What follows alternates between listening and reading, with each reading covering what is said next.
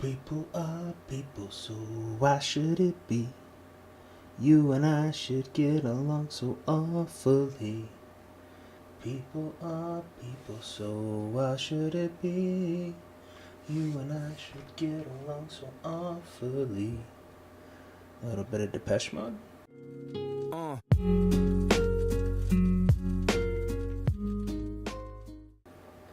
I had never seen Depeche Mode's, any of their music videos or anything. I wasn't big into.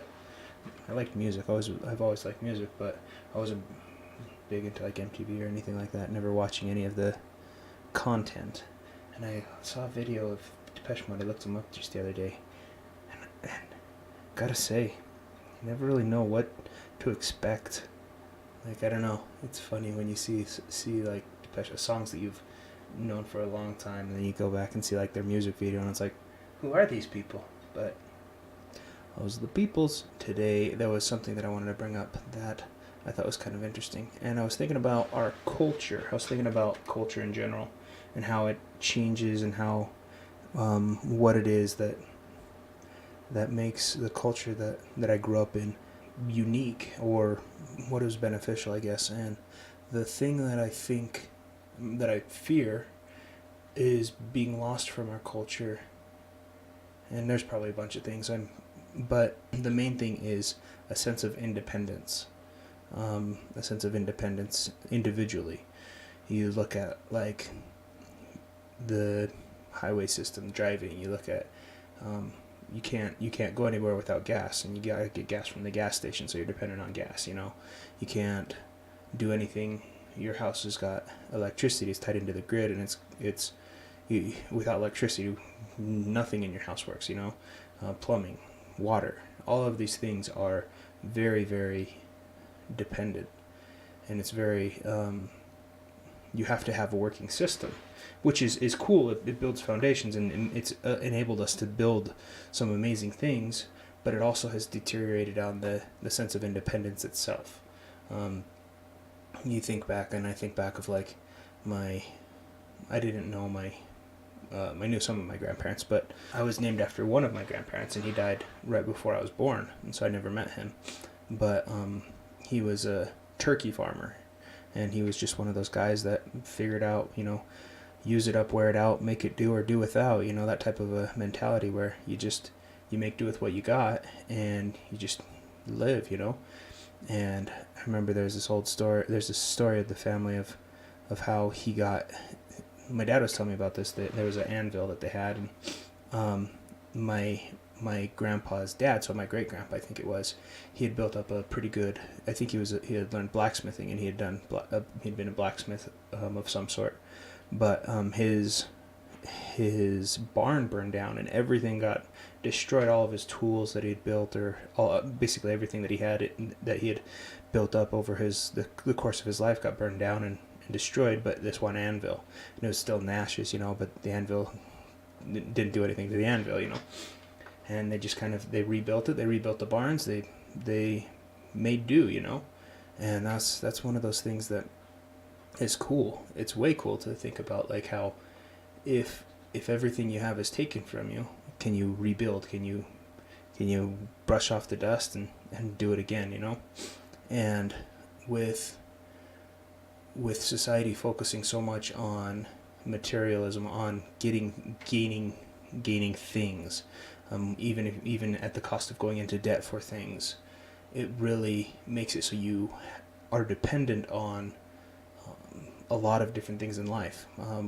Whether that's, whatever it is, even on a social level, we become dependent on each other. Which, I don't want to discredit. There's value there. There's definite importance in having community and having strength and stuff. But we also, there's not much to be gained from being having a lot of influence if you don't have community and friends and people you can rely on, and people that can rely on you. And you can't be that kind of person. That you need to be that kind of person that can be a rock, that can be an anchor to others. And then when your foundation gets crushed in a bit, that you have those around you who you can rely on as well. And that's what community is, and that's what family is too.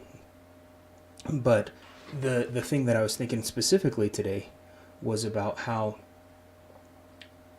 I was thinking about libraries. You have a library that's it's just full of books, it's full of information, it's full of stuff, and people come and they check it out and then they leave. And there's ways to get on the online and stuff onto the libraries, and depending on the library.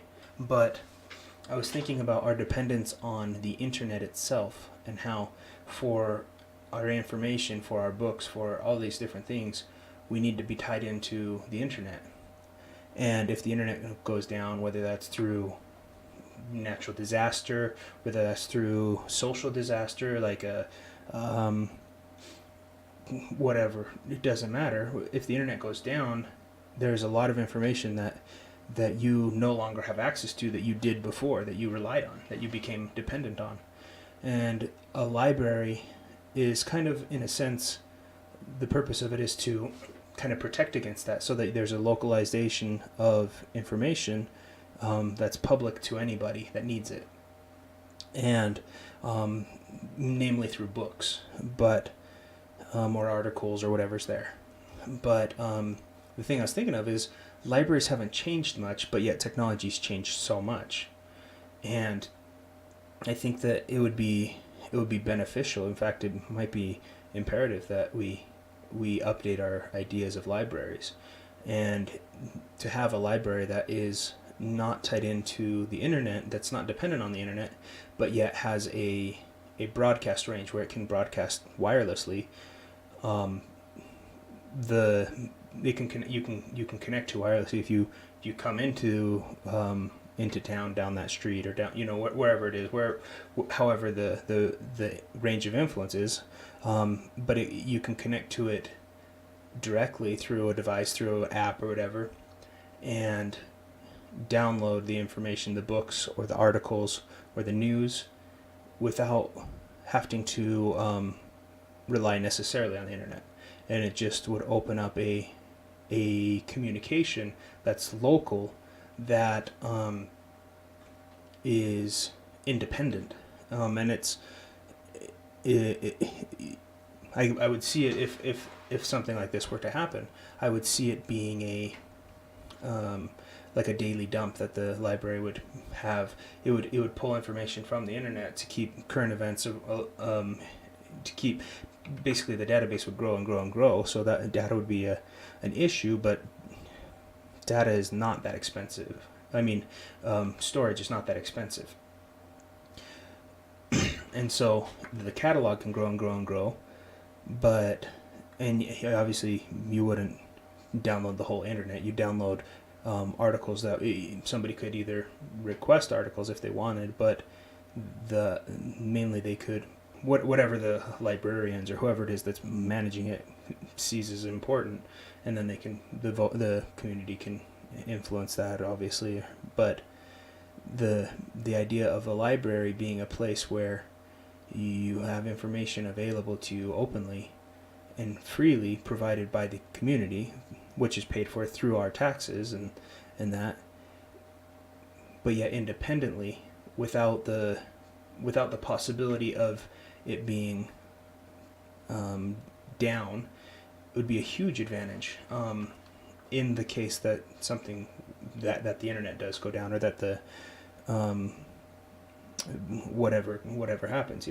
I was thinking of it in a sense.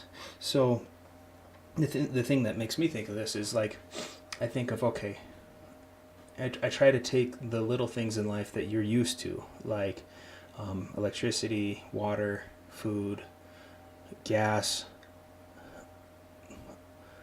whatever it is, and think, like, okay, what would happen if that one thing was cut out? Like, how would you get around it? What would you do? How would you handle it? And there's a lot of interdependence. If and I heard a story recently of, there was I want to say it was one of the natural disasters. I want to say maybe it was El Nino. I don't know. It was a storm or a fire or something like that. But it cut off the supply of gasoline to a certain couple cities, and these cities they didn't have a gasoline coming in, because they had a pipeline. Then the pipeline was ruptured or something like that, and so the gasoline, instead of being transferred through this long pipeline, it became a they had to truck it in, and those trucks, after like 3 days, the trucks that they had been bringing in trying to meet the supply, they were rationing people. They could only buy so much at the gas station, and people were freaking out, and because they were being rationed, and the people eventually they would seize these supply trucks of gasoline, and they would basically get hoarded and stolen, and people would take them, and it turned all Mad Max style. And it's just like, wow, it was within a week that these people had gone full aggression towards what they needed, because they viewed it as something that they couldn't live without. But and gasoline is a huge one. It's huge importance. I was super excited as I've been learning more about Toyota. So there's a big push on electric vehicles, which a lot of people are on the hype train because of climate change and stuff like that, and it's good for the environment and stuff. And I've got nothing wrong with that. I just as long as it's something that makes sense and is doable, and that's how the market works. That's awesome. Toyota, from what I heard, they don't have any electric vehicles that are in the pipeline for this next year, but they're focusing on hydrogen vehicles.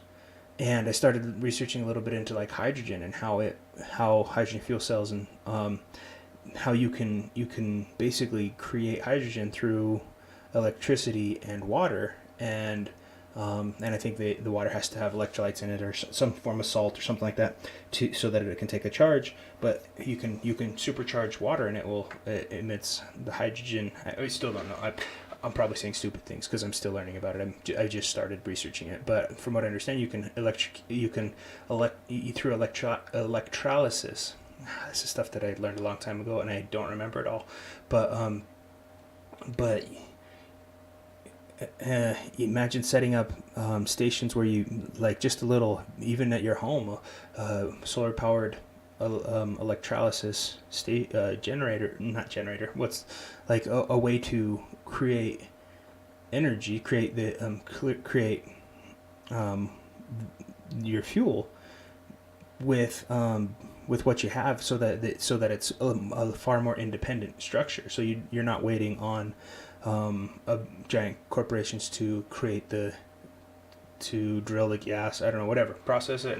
But independence is one of those things that is, over the last 60, 70 years, it's been slowly becoming something that is no longer important. It's like, oh, of course we're going to have these systems because we've always had these systems, and I hope we always do. But when something goes down, if the water system breaks, if the water treatment plants break, or if there is some kind of form of unrest on that, it's like, what do? How are you going to handle it, and how long can you handle it for? And that's something that, when you don't have answers to that, it's like, it creates panic, and it creates more problems just from not having the answer than knowing what you're going to do and having a bad answer. Like, if you don't have a good answer, you're far more likely to, I don't know, when you get put in that situation and you panic, then real bad choices are made really fast, and that's a situation nobody wants to be in. So that's kind of one of the things I was thinking about, is how can you encourage independence in not just like the culture, but like using technology. I was talking to my wife today, and we're talking about technology and how it's such a great benefit, and how it does so many good things, but it also, it seems like you have two different types of uses of technology. You have the people who use technology to accomplish a task, and you have the people who are used by technology, who don't use it for a task, but yet it fills a void within their goals. And whether that's like video games, whether that's like, which I enjoy video games a lot. not trying to dig on that. It's whether it's like social media, which I think there's great things about social media, also bad things about social media, and bad things about video games. Everything's a trade-off. But when technology's not serving you, you're kind of being used by it. And that's something that is mind numbing. It makes your mind, it makes you, it placates you. It's the whole thinking of like Roman times, how the Roman Empire fell because of, and I don't know if this is true. I'm not, my history's not. I'm still learning. I still consider myself a young student in history, but I've heard often where Roman times fell because of the government placated the citizens with bread and entertainment through the gladiators and stuff like that. And it's like, well, that's what we're seeing today on a much more full scale. Keep people fed and keep them entertained. And that was somebody being ironic. I don't remember. Oh, I think it was on Saturday Night Live. And they were making fun of what's her name? Cortez, the social democrat lady. I don't remember her name. Ocasio, whatever. But it was like it's so rough that even the homeless people, they can't pay for their mortgages. And it's like, wait a second. And I'm not trying to make light of homeless people. I'm not trying to make light of poverty. I'm trying to illustrate the fact that when we aren't forced to fight for our survival, we can't become strong. And that's a sad thing about it, is like with the body, if you don't lift weights, like I haven't lifted weights in far too long. And like I used to do granite countertops, and I used to be lifting huge pieces of granite every day, and I went and helped my brother out a few months back.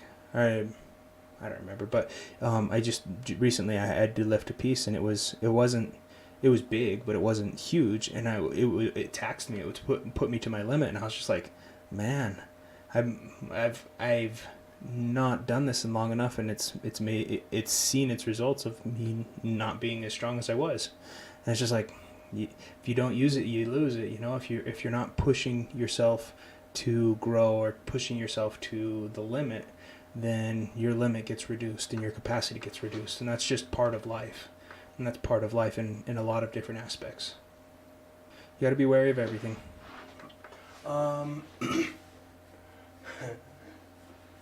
Wanted to tell a joke. Well, it's not really a joke, but it was pretty funny. So I work from home, and I am a programmer. Most days I work from home, but we have meetings, and there's just about every Friday we'll have a training meeting, and somebody will present, and they'll give ideas and stuff, and as kind of like an encouragement thing, like we'll clap afterwards. It's like, yeah, good job, things, and you sometimes got to get into it just because it's go time, and I was talking to my wife, and long story short, I tried to tell her of like this training that happened and some funny things that happened, and I was like, how you hear me clapping in the room every now and then, and she's like, yeah, and I was like, well, we do that before meetings and stuff, and she's like, I kind of just explained it, which I assumed she knew because she sees me in meetings and stuff like that, and she had this little wicked smile on her face. She's got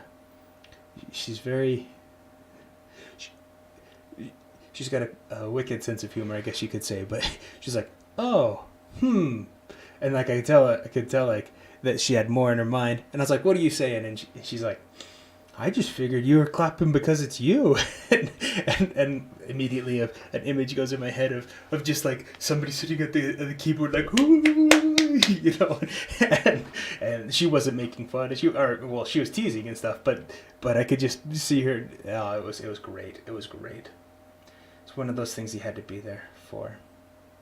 I'm really glad I shared that because you wanted to know. Another thing that's kind of interesting is it's funny how you have these jokes that, well, not jokes, but you have these stories that they're so great, and and then you share them with somebody.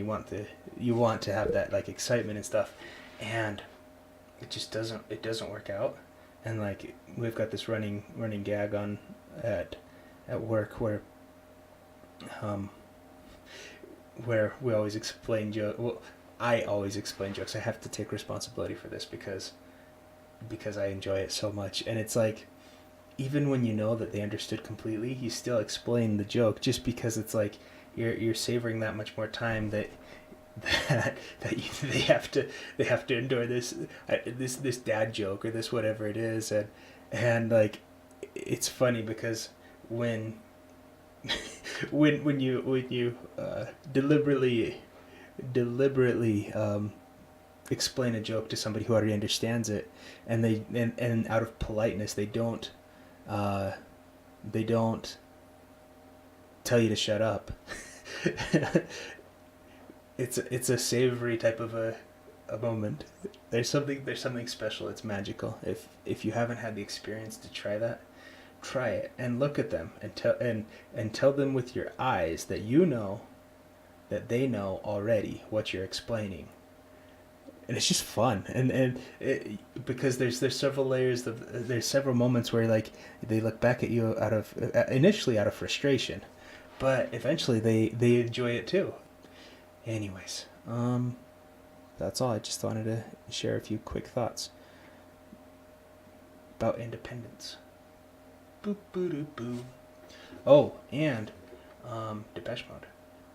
It's interesting. Whenever growing up, I would always listen to that song,